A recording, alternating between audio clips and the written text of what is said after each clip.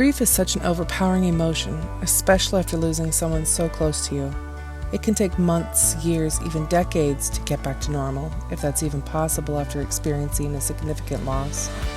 This podcast was created to help you move through and release the emotions, allowing you to heal the hurt and begin living again. Listen in as I chat with medical professionals, grief workers, and people who have first-hand experience in losing a loved one, what their experience has been, and what they did to help heal themselves and those around them. Life isn't always sunshine and rainbows, but I believe there is always a silver lining if you're willing to look. Welcome to the Release Podcast.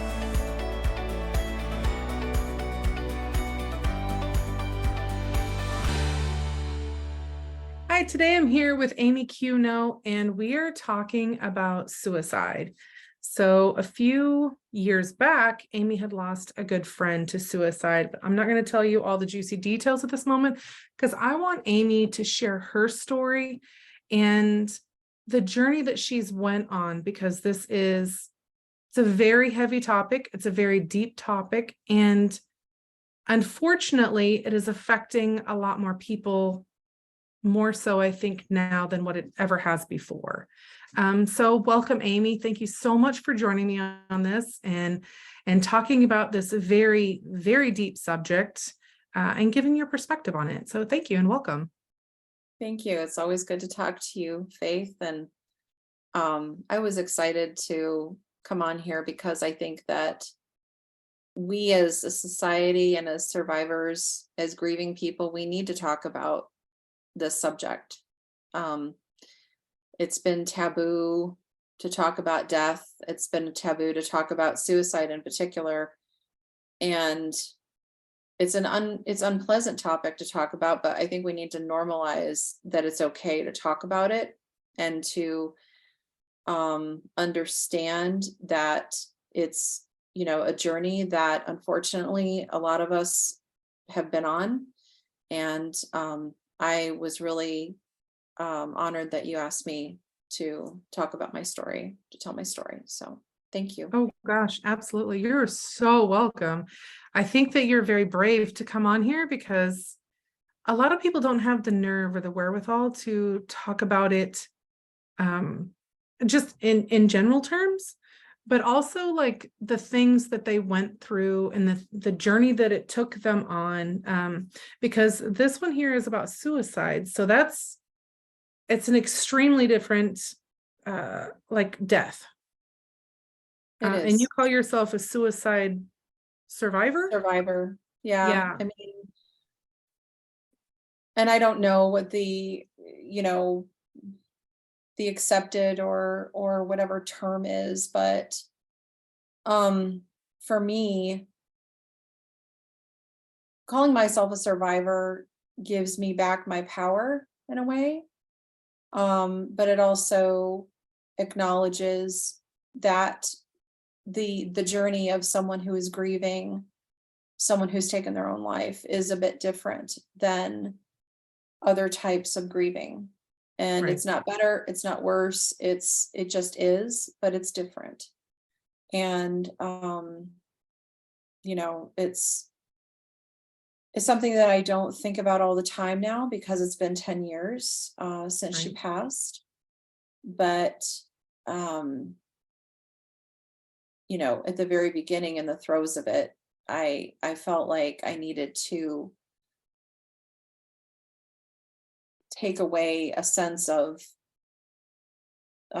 feeling, I hate to say the word victimized, because that's not what I mean, but like put upon, where I this is something that happened to me, and take that power back by saying I'm a survivor. And because it was one of those defining moments of my life. Absolutely, because this is your best friend, right?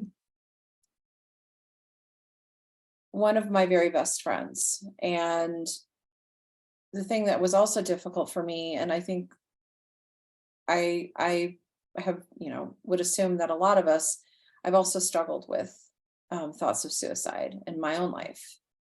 Mental health is a real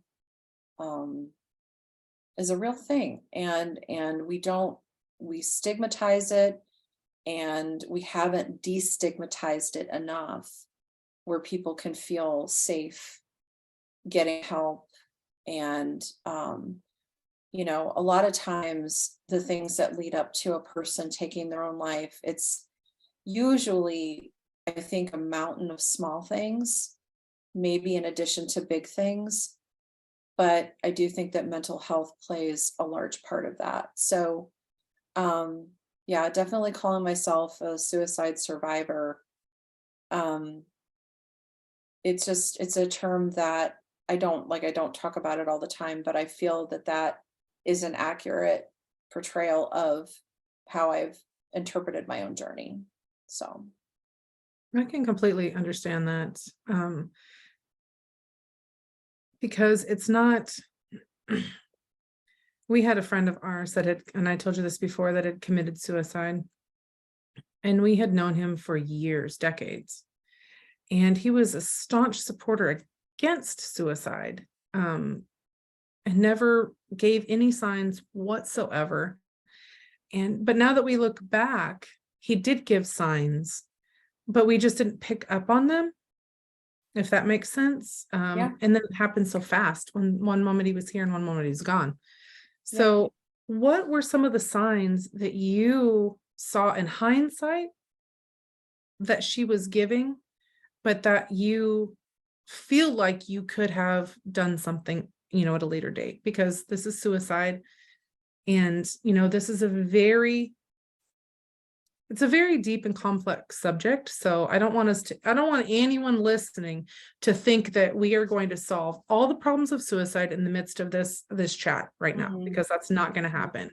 And every suicide is different, and every person that is a suicide survivor, their journey is different, their mental processes are different, their relationship to the person is different, all of these things. So if you can share a few of those, that would be awesome. The interesting thing is there wasn't any clear signs that that was going to happen.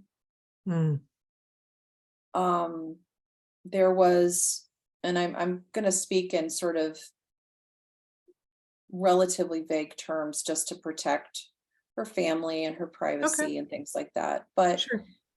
there was a number of things that she was experiencing that were very, very difficulties that she was having in her life.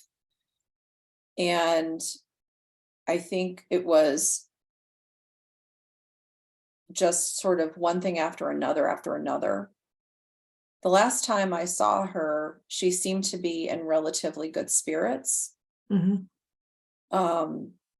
I gave her a hug, and that was the last time I saw her. And when I found out the news, it just didn't seem real to me, because a lot of those difficulties seemed to be going her life seemed to be going in a good direction. Like it was still, there were still some challenges, there were still some stresses, there were still things, but a lot of the hardships that she had been experiencing seemed to be untangling themselves, and she seemed to be working through those things where she was. And I think of myself as an intuitive person, as an empath, if you will. And I don't know if it was because something was blocking that, but I honestly did not have any clue that that was going to happen. And also the journey afterwards of guilt. Why didn't I see something? Why didn't I? And I had to finally at some point understand that whatever signs she didn't give, that's not my burden to bear. Right. That's a key, Yeah. that's a key thing. Right. That my only, I would say, responsibility, or I don't like the word obligation, but the only thing that I was ever really needed to do as her friend was love her unconditionally. And I did that. I tried to do that, and I still do. I mean, the friendship Right. doesn't end because our physical form is not here anymore. Right. Um, but yeah, I had to get to a point where I forgave myself, even though it wasn't something that I did wrong. I had to move past it. Right. And that was really hard. But I knew if I didn't move past that point, that I You're wasn't going to stuck there heal. forever. Yeah. So There's a lot of people that are stuck there forever. So yeah. what are some of the ways that helped you move past that point? Like how Oh, what do you do? Where did you go? Were there specific books that you read? Were there podcasts or YouTube videos or counseling therapy? so I one thing I did, and this is something, so Renee and I had a mutual friend. Well, I didn't meet her until after Renee passed.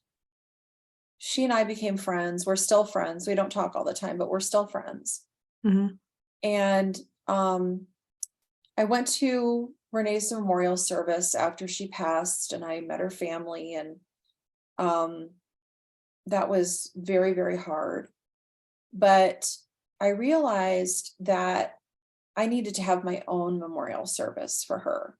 Okay. So me and this mutual friend, we went to, I put together, I made a CD of all the songs that reminded me of her, that spoke to me. It's beautiful. One is kind of like a little known Lee Greenwood song that you can't really find very much, even on the internet. It's called That's How I'll Remember You, Okay. I think. And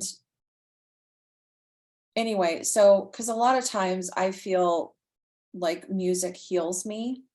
Okay. Um, some other songs that I've posted on her timeline, even because she's still on Facebook, even though she's passed.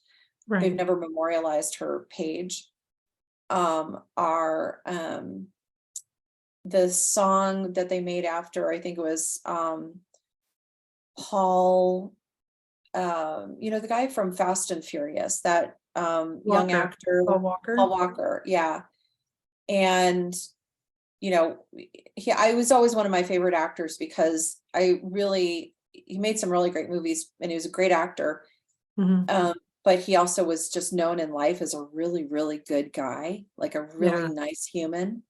There was a story, I don't want to get too off topic here, but he had actually been in a jewelry store when a young couple was buying an engagement ring, and they couldn't afford the one that she wanted. After they left, he bought it for them from the jewelry store. Aw. And yeah, it's a real story.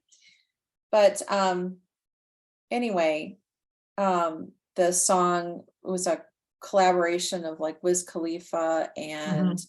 it was written for him. But he Right. died the same year as Renee did, 2013. Okay. Yeah. So anyway, we made this CD. I made the CD. I gave her a copy, and I brought some yellow roses, rose petals with me. Mhm. And we went to her favorite park in the Cincinnati area, because that's where I was living at the time. That's where I had met her. Okay. And we played some songs. And I wrote a poem for her, I think. And I even made up like a memorial service, like little pamphlet. And we put some yellow rose petals in the creek that's right there in the park. And I said goodbye. And that was very painful, but it was also very freeing, because I believe too, it's something that her soul needed. I didn't want there to be any, because I mean, I am a person of faith, and I do believe, I'm very spiritual, and I believe in that we go on. Right. But I didn't want her to feel like her soul was tied here or anything like that. If, she was stuck because something that I felt, or resentment Right. or anything like that. So that was sort of Sure. my way of honoring her. And like after that happened, I felt like there's that word again, release. Yes. And yellow roses have always been my favorite flower, because they represent friendship, which to me is the most important thing in the world, and yeah, so that's what we did. And you can probably see her picture right behind me. So I took a photograph of her. It was around like early fall, maybe right when the leaves were changing, and it was such a pretty picture. And I think it was like the year before she passed. And I had that picture made into a painting, because Okay. I wanted to honor her with a space in my, in my own space, my office, without it being like some sort of like altar kind of a thing. I didn't want, Sure. to be ultra, but that was my favorite picture of her. And sometimes I just talk to her, and I know she's around, and she's fine. But that was how I had to get through. That was the extra thing that I had to do to kind of start that release. And it was a process. Right. But in the early days, there were some days where I just had to sit with my grief, and I just had to experience it and let it hurt, Let and it let it consume you. just. Yeah. And if I needed to go for a drive, I'm a normally calm person, but if I needed to get in my car and go for a drive and find um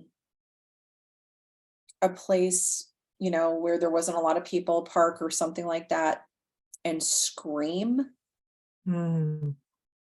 I mean, scream like in a horror movie kind of scream. If that's what I needed to do, that's what I did. So, That's so I never thought so. Okay. I have a couple questions. First one is, how long was it between the time that she had passed up until the time that you had the memorial service, your personal memorial service for her? um, How long was that time? so I think honestly, it was about 3 months, because her birthday, which is actually coming up here, April the 2nd. I think it was April the 2nd, her birthday, that we Okay. actually had the memorial service, because, she passed in January, like right Okay. after New Year's or somewhere in there. And I wanted it to have it on her birthday because it was spring, and the greenery is starting to show up again, and it Mm, represents new life. And she was a very committed Christian, and new life in Christ, and around Easter time frame. So that just felt right to me. And of course, everything it starts to get really beautiful around that time of year as well. So that's sure. that's that's kind of what. And it gave me time to put together the CD, and the little program I made up, even though it was just me and this mutual friend. I didn't I wanted to make like it was like a regular memorial service, even though it was just us two. Right. So, And that makes complete sense. So during this time, you had, how long was it after that? Because I know that at that moment, that's way too soon to have processed all of your grief. yeah, But I know that was a key, probably transitioning into processing grief, correct? Am I correct on that? yes, yes. How long, and I know you can never really truly process grief 100%, like you're never going to get, it's not a destination. You don't just go from 0 to 100. It's not like, okay, I'm going to check all the boxes. I've been through the 7 steps, all of the things. Now it's time to, I'm done. I'm done with it. I never have to do it again. So, uh, how long would you say on your journey that you've been like intensely working on going through the grief and processing the grief? Well, I mean, Hold on just a moment.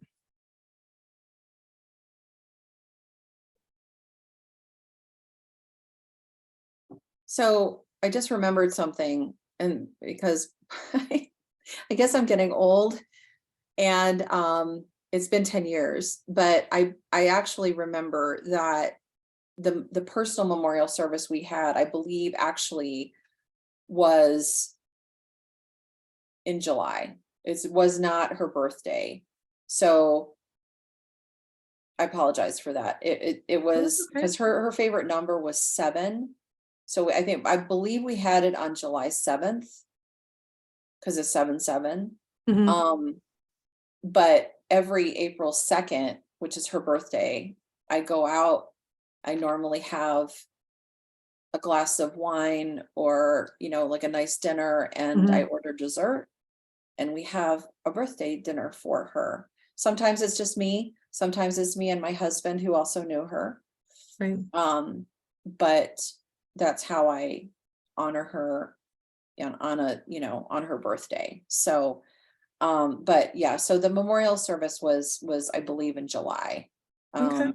Yeah. So, but back to your question, um, could you go over that again so I get it right? Sorry. No, that's okay. So how long from the time that she passed, because like I said before, grief it's not a destination. It's a journey, and it's a never-ending journey.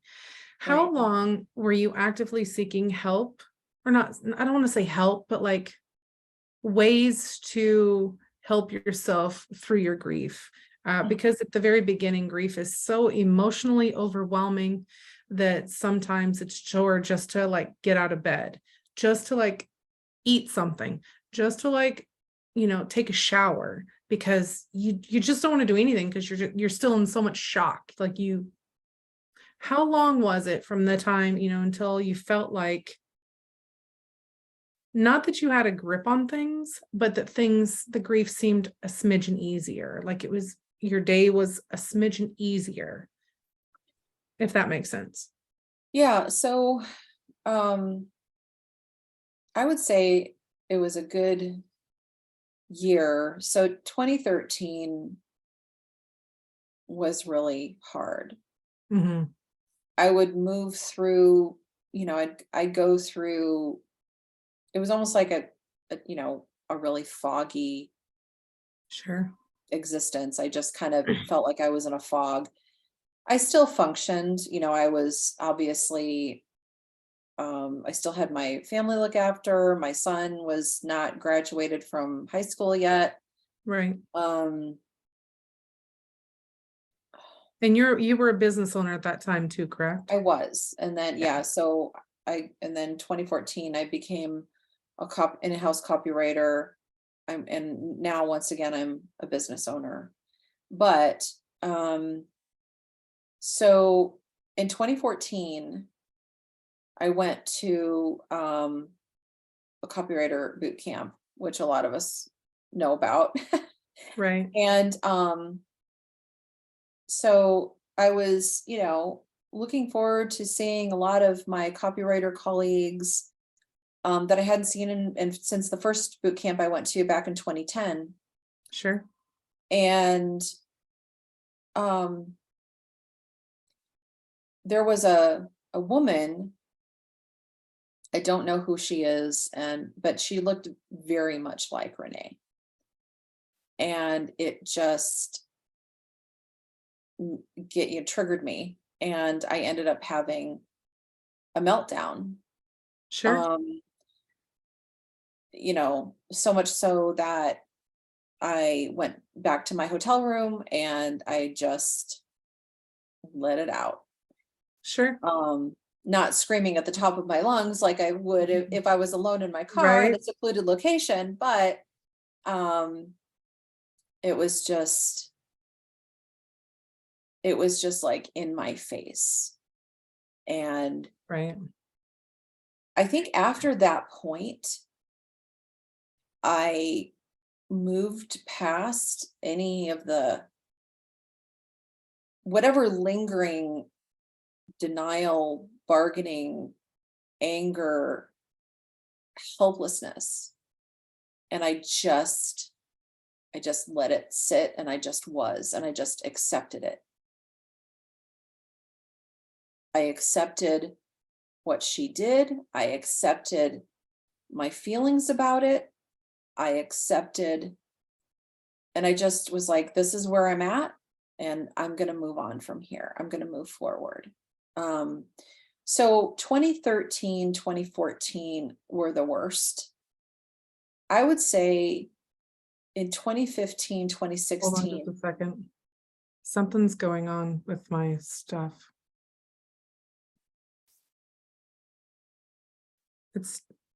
Sorry, I had a bunch of things popping up saying that it was going to end the meeting. And I'm like, no, I don't want to. So go ahead. I'm sorry. That's okay.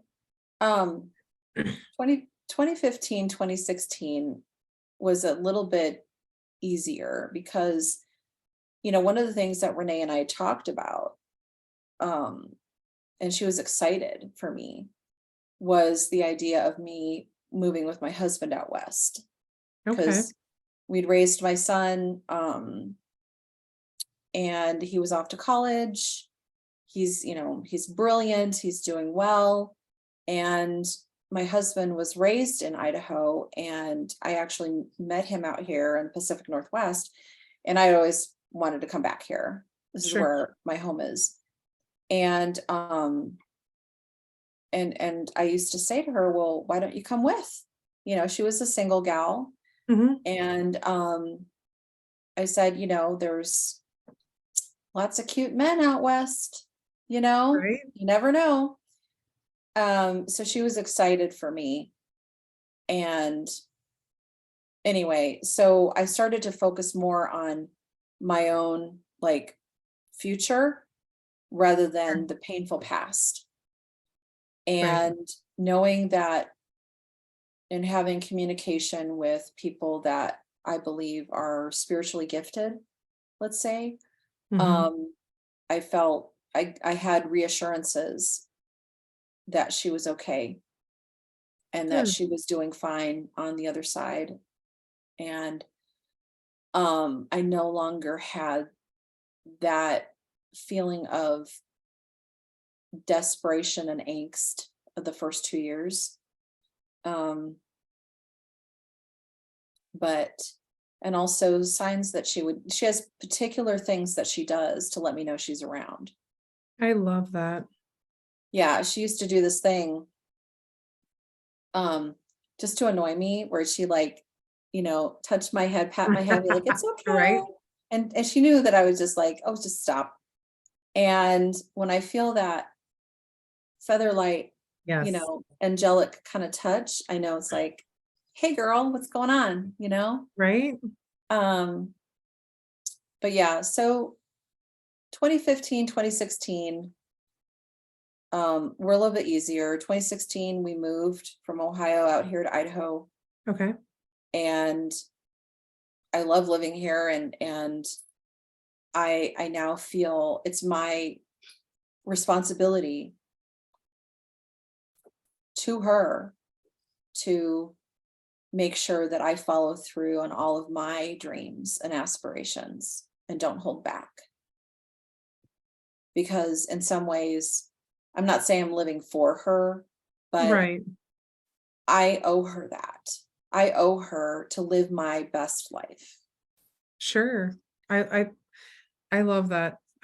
So was it hard for you to move to Idaho, knowing that all of your I don't know if all your memories, but like a bulk of your memories were, you left them Um, behind?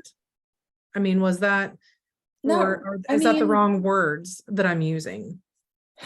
it was, I made some really good friends in Ohio, including Renee, Mm-hmm. but I know that I believe she would have moved out west, either here Sure. nearby, or Oh, she okay. she also talked about moving to Alaska. Um, that it, yeah, so I don't really feel any. There is a particular park in Cincinnati. And Cincinnati is a great town, has a lot of beautiful parks Mm-hmm. that we would go hiking or just hang out and have a good time. That particular park I miss, but otherwise I just carry her in my heart. So, Sure. and I know she is alive, just in a Sure. different way. Right. And I know that I have maybe a different conception or perception of reality in terms of living and dying. I don't Yeah. really ever say the word die. I prefer transition. Even when I'm talking Sure. about my pets, Right. because that's what I believe it is. And that may or may not Okay. correspond with other people's belief system, I but think it we're also all depends upon, like you're mentioning, their belief system. So right. Yeah, it depends upon your values, your morals, your how you were brought up, like all of these exactly. things. Hmm. And I Yeah. know in a lot of cultures, like just with ours, like even Christianity, like growing up in that one, I wouldn't say that I grew up in Christianity because I was not a religious churchgoer. My parents were not religious churchgoers. None of that stuff. But even so, there was this thing that you just didn't talk about death. And it's like, Right. that's taboo. We're living. We don't need to talk about dying. We don't need to talk about these things. We don't need to bring this stuff up. We don't need to bring the conversation down. But in the same Right. aspect, I mean, we know like there's only one constant that's going to happen in this world, and that is death. Hmm. We will all go through death. We will all experience it ourselves firsthand. And then those around us, we will have that experience as well. And, but I think as a culture, we just shy away from it so much Hmm.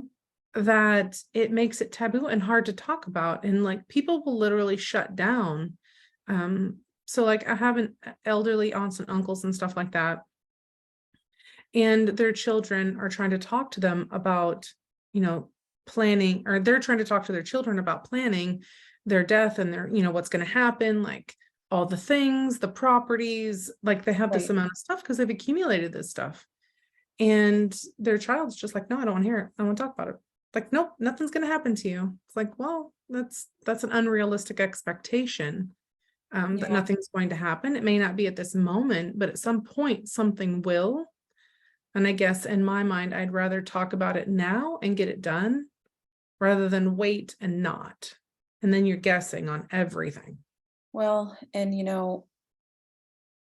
after, I'll just touch on something out of respect for, again, I have someone close to me, um, had a couple friends who were newlyweds, young, Mhm. their whole life ahead of them, and just passed in a horrific car crash. Right.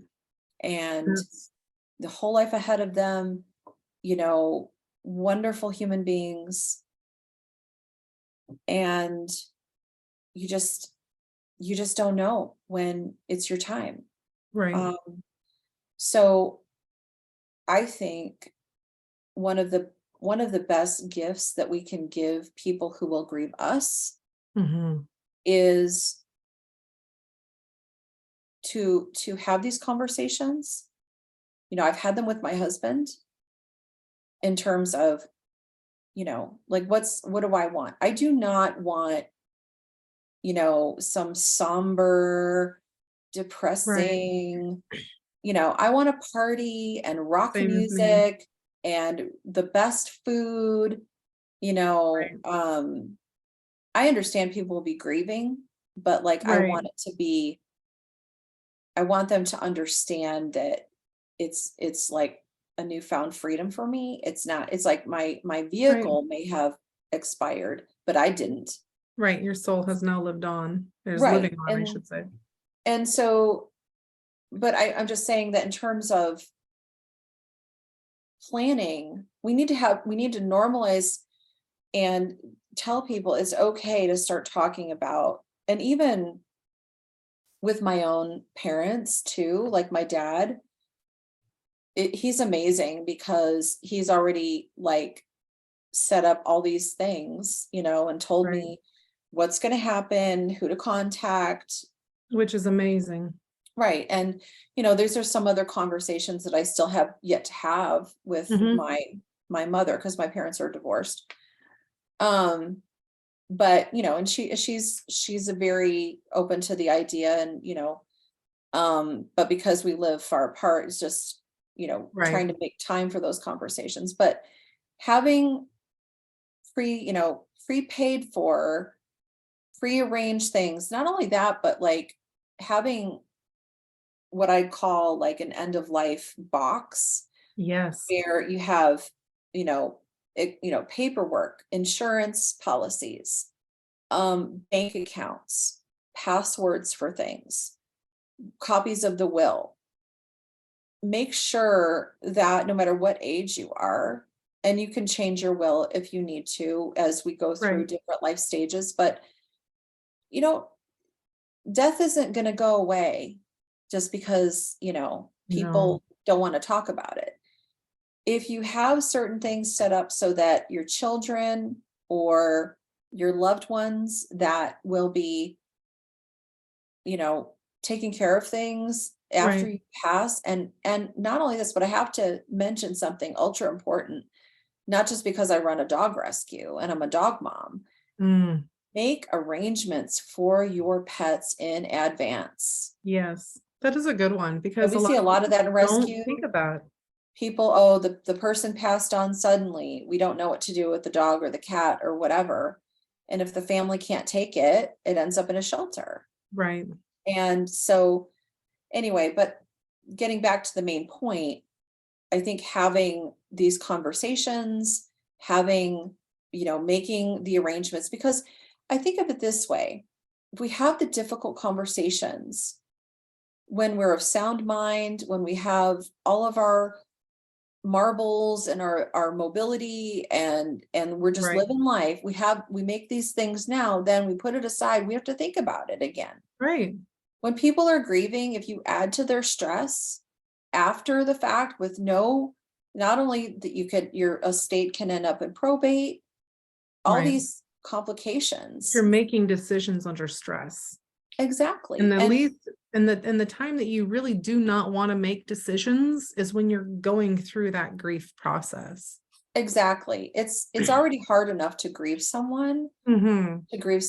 and have like not know. And wonder if the decisions that you're making are actually what they wanted. Right, exactly. So it kind of compounds the pain. It does. And so anyway, I just think that whatever we can do as at this point in time, healthy, mentally sound people, adults, that we can ease the burden of future events that are going to I happen love to that. us, Yeah. then we're we're helping those we love. And that's never I a think bad thing. so. I know when our daughter passed, she was killed in a car wreck in a vehicle accident. She was 19 years old. And of course, we hadn't had those conversations with her. We have a blended family, and she was my stepdaughter. And so for us to go through, we had no idea what she wanted. Mhm. Like if she wanted to be cremated or if she wanted to be buried, or where she wanted to have these happen, what type of ceremonies that she wanted. We were clueless. Right. Well, for one, you don't expect to outlive your children. You just No. don't. But two, we didn't bother to have these conversations. We didn't make them a normal part of our life. So we, thankfully, her and her best friend that she had moved in with, because she was only 19, so she was Right. just fresh out of college, or fresh out of high school, I'm sorry, and had moved in, was starting her life in a different town. So she was about 2 hours south of us. And thankfully, they had just recently had this conversation because they were ahead of the game.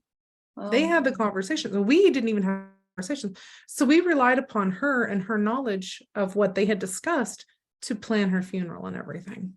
Yeah. And so that was just, it was a big eye opener. It's like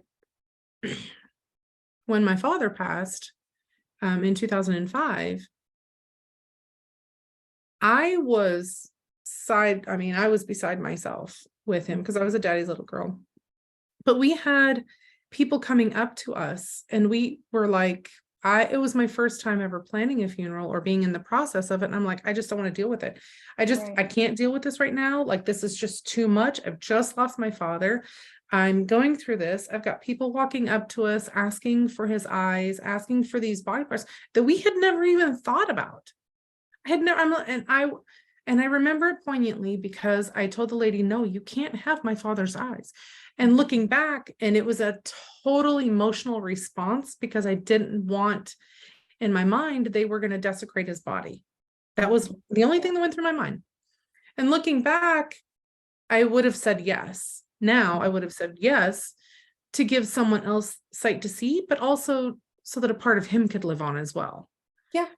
But in my mind, in that grief state, because I hadn't thought about these things, I just immediately shut down and said, no, you can't have it. But no. Yeah. And so and I feel horrible now too. I mean, I've forgiven myself for it now because I was in a state of shock and a state of all of those things. Yeah. But it's one of those thoughts going forward. It's like, that should be talked about. Are you a donor? Do you want to donate? Whether it's on your driver's license or not, I don't care. It doesn't matter, but let your family know, because maybe you put no on your driver's license, but in reality, you do want to be a donor. This is something that you do resonate with. And so that way you can step in and do these things. It's just, there's just so many nuances that we can alleviate for our family members if we take the time to do it now. And just, it sounds kind of morbid, but just plan out your funeral in your mind. Yeah. And how that you would want it to go, whether you want people to dress in costumes, whether you want people to play loud rock music, whether you want people to dance around the graves, whatever you want. Whether you want to be cremated or buried, or whether you want to just have a headstone, or whether you don't. Because like, we don't have a headstone in any cemetery for my daughter or my granddaughter. They have memorial pieces. They're at our house on our property. So it just depends upon what you want to do. And I'm not saying any choice that you make is right or wrong. It's not. It's completely pertinent to the family member in question, to how you want your funeral, your, people to remember you or to see you, or all of these things. So I just want to say thank you so much for opening up and sharing to us about Renee. Suicide is so hard because we naturally feel guilty, because we feel like we could have saved them or stopped it or done something to change the outcome in the situation.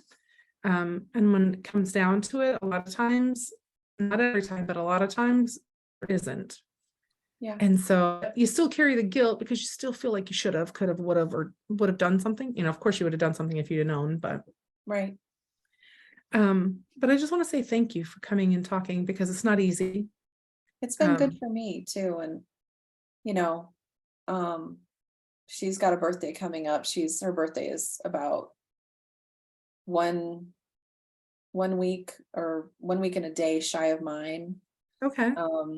And I've gotten to the point where talking about her doesn't make me like break down anymore. Right. It's just, celebrating my friend, celebrating who she was and who she continues to be for me, and knowing that she'll probably be the first person that I see when it's my time. Right. So, yeah, love is forever. So I think that's what we have to remember. It's God's gift to us, and it's Right. one thing to remember is that, yeah, it never dies. So It does thank not. you. Oh, you're absolutely welcome. Is there anything else you would like to share with the audience Um, before we end this? I would say that, obviously, if you're a person who's struggling with thoughts of suicide, please reach out to a friend, a family member, professional. Get the help that you need. You are not alone. In the Right. especially last 3 years, we've, I think, all suffered different types of depression and all kinds of different things.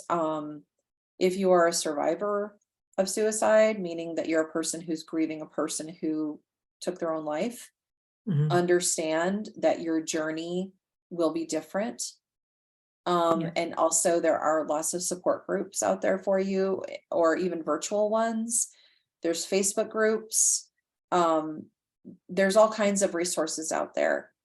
If you are a person, I think all of us, as a reminder, let's just get our collective acts together and make sure that we have, our all the arrangements that we want made in advance and paid for in advance if we can, Right.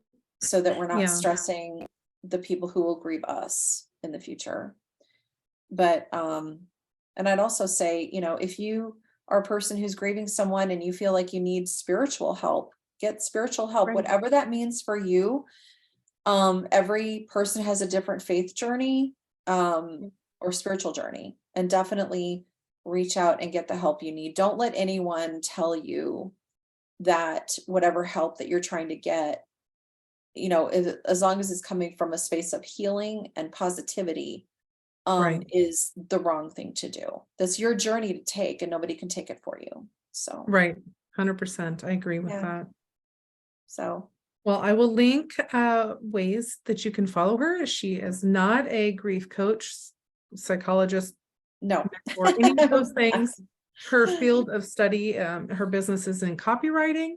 Yes. And she was just gracious enough to come on here and share her story about going through grief and the aftermath and all of the things. So with that, thank you guys for listening. I appreciate it so much. And again, thank you so much, Aimee, for coming on here and sharing your story with us. My pleasure. And thank you so much, Faith. I look forward to seeing more from you. So, Oh, perfect. Thank you. all right. Bye. Bye. Thank you so much for listening to this special episode of Release. All the links plus a few extras are posted in the show notes below. And if you think someone you know could benefit by listening to this episode, please share it with them. And as always, keep going, keep being, keep doing. You are amazing.